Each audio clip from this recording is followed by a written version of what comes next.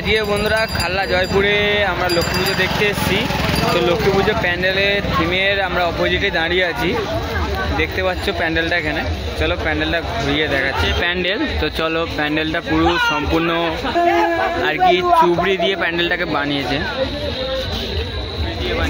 তো মাকে দেখাচ্ছি। চলো এই হচ্ছে আমাদের মা লক্ষ্মী।